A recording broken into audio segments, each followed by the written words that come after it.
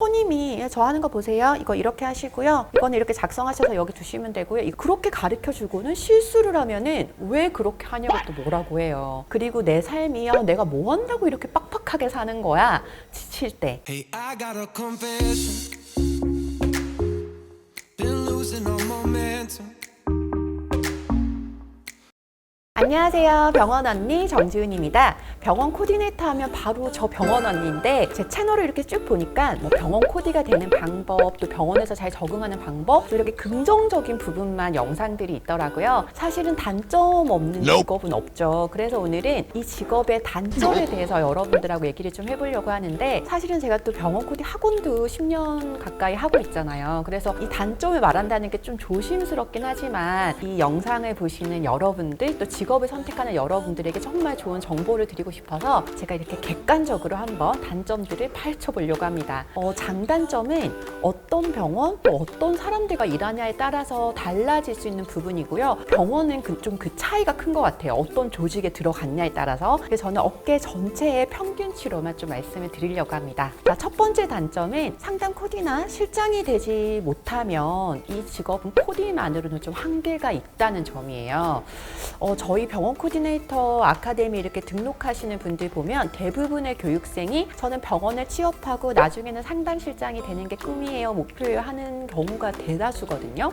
근데 제가 이렇게 10년 이상 지켜봤을 때 병원 코디로 시작해서 실장으로 가는 케이스는 불과 20% 정도밖에 되지 않는 것 같습니다. 이거는 아마 많은 직업에도 적용할 수 있는 부분일 거예요. 끊임없이 노력하고 발전해야지만 그 다음 단계로 갈 수가 있는 부분인데, 요즘에는 이게 딱 상담실장만 있는 게 아니라 뭐 상담 코디 이런 직군들도 많아졌기 때문에 상담을 하는 그런 보직으로 가지 않고 그냥 만명 코디, 그러니까 코디네이터에만 머무르게 되면 좀 한계가 있어요. 이 한계라는 게 어떤 거냐면 급여적인 부분도 포함이 될 것이고, 또 병원이 기업체처럼 뭐 정년 보장이나 뭐 말은 이제 정직원이지만 또 근속 연수에 따라서 그러니까 오래 일했다고 연봉 협상이 계속해서 잘 된다든지 장기 근속에 따른 혜택이 딱 정확하게 있지 않다 보니까 사람이 나이가 먹으면서 직업도 성장하고 무르익고 연봉도 오르고 또 이 오래 일한 그런 노고에 따른 삶의 여유도 생겨야 되는데 병원은 그렇지는 않은 것 같아요. 다만 이제 계속해서 발전하고 상담도 하게 된다면 좀 얘기는 달라질 수 있는데, 조금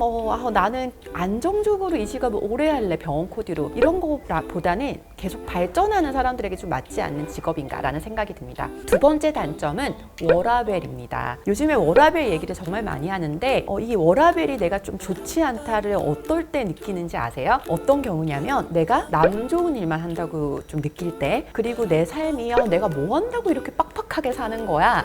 지칠 때. 네, 병원은 일하는 그 사람이 현장에 있어야 하는 직무고요. 좀 조직이 큰 경우도 잘 없습니다. 또 창의성을 그닥 요하지 않는 직업이기 때문에 물론 이제 경영 일선에 있다든지 마케팅적인 직무는 조금 다르지만 저희가 흔히 말하는 서비스와 관련된 병원 코디 실장은 이렇게 창의성이나 그런 거 요하는 게 좀 덜하기 때문에 여느 서비스업들처럼 본인 시간이 많이 주어지지는 않아요. 특히 좀 커리어가 더 쌓이고 상담을 정말 잘하는 실장일 때도 병원 현장에 있어야지만 성과가 나니까. 근데 요즘 병원들도 많이 변화해서 주 5일제나 주 40시간을 지키고 휴무가 많아진 병원들도 있지만, 그래도 내가 이 연차를 아끼고 모아서 좀 나 길게 여행을 간다, 내가 조금 안식년까지는 아니지만 좀 길게 휴직 시간을 갖는다, 내가 조금 센치한 감정이 들어서 좀 눈치 안 보고 이날 좀 휴무를 내겠다, 이런 게 힘듭니다. 네, 대체 인력도 많이 없는 상황도 많고요. 제가 요즘에 이렇게 포스트 코로나 시대가 되고 나서 이렇게 보니까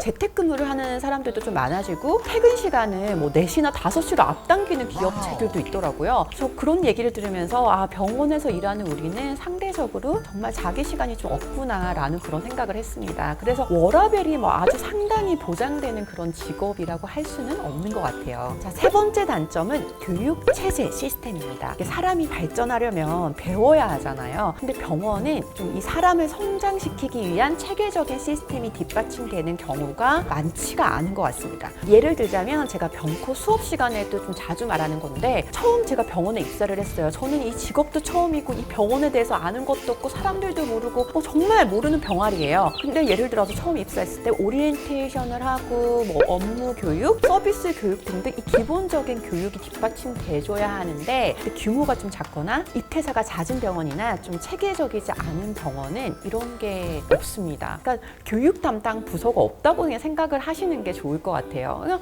선임이 저 하는 거 보세요. 이거 이렇게 하시고요. 이거는 이렇게 작성하셔서 여기 주시면 되고 이런 식으로 설명을 하면 끝이에요. 그리고 나서 저희 병코 취업한 선생님의 얘기를 들어보면 그렇게 가르쳐주고는 실수를 하면은 왜 그렇게 하냐고 또 뭐라고 해요. 그러니까 예를 들어 전화 한 통을 받게 되더라도 그 병원에 대해서 알아야 될 게 얼마나 많겠습니까? 금액, 그러니까 의료 수가, 그다음에 예약 시스템, 뭐 진료와 관련된 임상적인 내용 등등등. 근데 이거를 체계적으로 교육해주는 시스템이 약한 병원이 많아요. 그래서 일단 내가 몸으로 부딪혀 봐야 된다든지 임기응변으로 해야 된다든지 곁눈질로 옆에 사람이 하는 걸 보면서 따라해야 된다든지 그래서 좀 마인드가 잘 갖춰지고 눈치가 빠른 사람이 좀 성장을 할 수 있는 거죠. 그리고 이제 근무를 하면서도 내가 계속 성장하려면 뭐 임상교육도 필요하고 업무 교육, 레벨업이 되고 서비스 스킬도 업이 돼야 되는데 뭐 장비 회사에서 해주는 교육이라든지 업체에서 와서 해주는 교육 말고는 그냥 없는 경우도 많습니다. 그래서 욕심이 많은 사람은 그 병원에서 배울 게 없으면 뭐 이직을 하거나 그런 경우도 많고요. 저 같은 경우는 셀프로 스터디를 많이 했죠. 뭐 집에서 공부를 한다든지 좋은 강의를 여기저기 다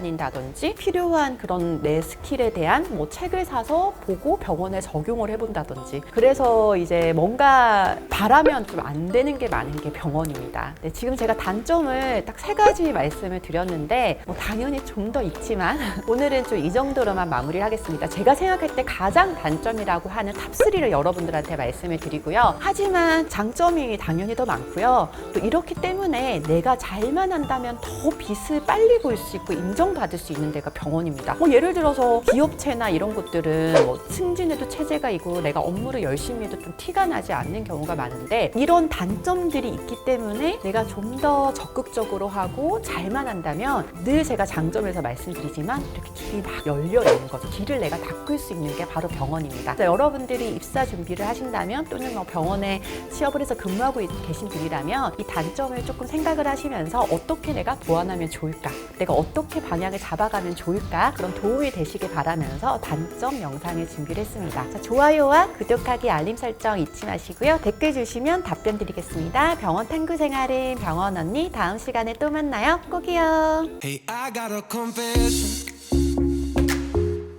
Been losing all momentum.